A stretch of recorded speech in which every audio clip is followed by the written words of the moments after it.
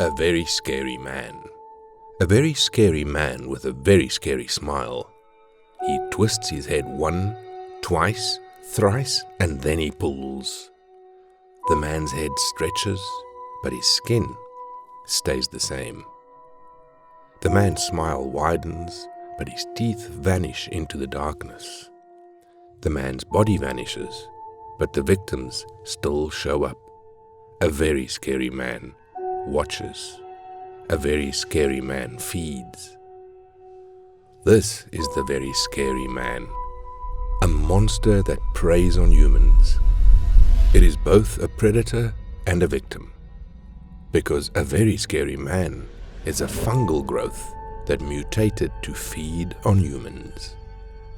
A very scary man will target a group of people and then rapidly mutate its host and drive it berserk, forcing that person to attack whatever living thing around it. It will unlock the natural limiters in the human body, awarding its host superhuman strength, speed, and the ability to completely ignore pain. It will bash its prey to pieces and then feed its body until it's ready to hunt for more. Escaping the creature isn't enough, especially if wounded, because if a person has had skin-on-skin contact with a very scary man, they've been infected. If they get to the hospital and undergo a rapid detox and antifungal treatment, they have a very strong chance of not mutating into a very scary man themselves. But a lot of people don't think to get antifungal treatment. Most get a tetanus shot or treatments for injuries and the more visible wounds, not realizing that every moment brings them an inch closer to letting the fungus bloom inside of them. The first stage that someone has gone horribly wrong is the itching. It starts in the spot where the scary man touched its newest host, and that itching is the fungus making contact with the nervous system. From there, the fungus rapidly spreads its way up the nervous system and makes its way to the brain stem. That's the point where it's over for the victim. It tends to take 5 to 8 hours after initial contact for the fungus to infect the brain. During that time period, the odds for the victim to survive without immediate treatment is getting worse and worse.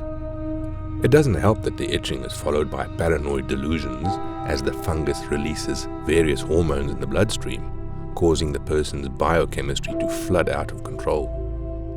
This makes the victim less likely to believe others or even listen to instructions that will probably save their life.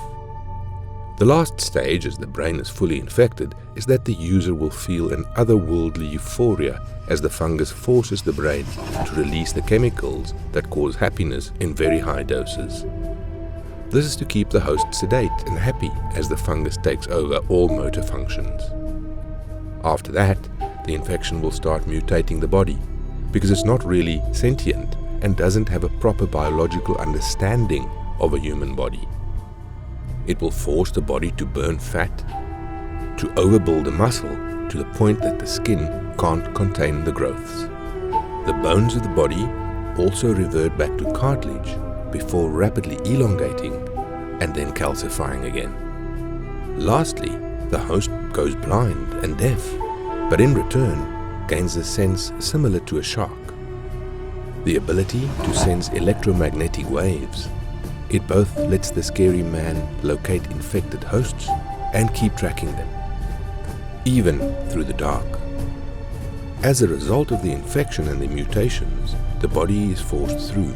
The internal temperature skyrockets, and this ends up destroying most up-level intelligence, leaving something as smart as a beast. Maybe a bit dumber, because there's very little survival instincts.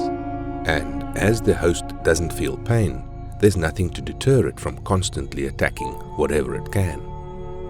There are protocols, as the scary man isn't the only fungal outbreak threatening to consume humanity, because people like to post everything on social media, and hospitals log their files using the back doors the agency has in the system.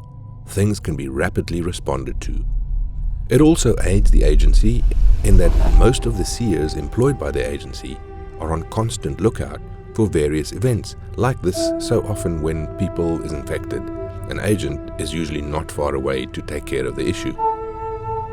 That is either administering a very powerful antifungal that was developed by agency researchers, or, if too late and the victim has entered the euphoria stage, the field agent has to call for a quarantine. In that case, the whole town is locked down, and every square inch is doused with antifungals, or, if the infection had taken root, burn the town to the ground.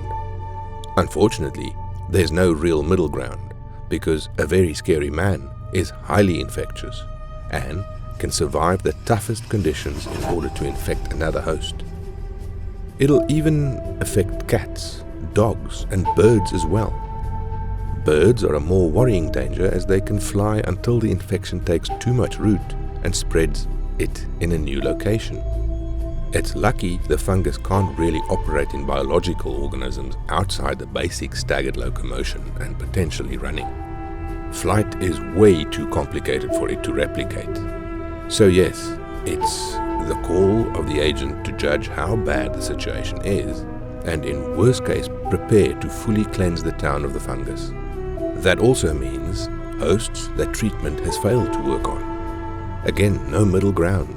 If the first couple doses don't show the fungus getting eliminated, the agent is instructed to put a bullet in the brain of the host and promptly remove the body into the nearest incinerator.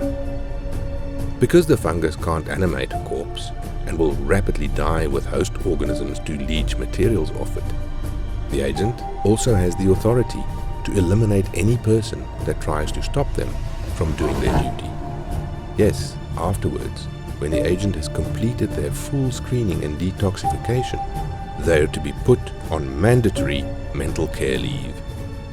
Such things are hard on the heart, and too many blows like this can cause burnout and end up with agents making mistakes in the field. Such can cost their and many other lives. The alternative is too horrifying to let happen. To let the world be consumed by a very scary man is an outcome we'll do everything to prevent, even if it means the lives of thousands.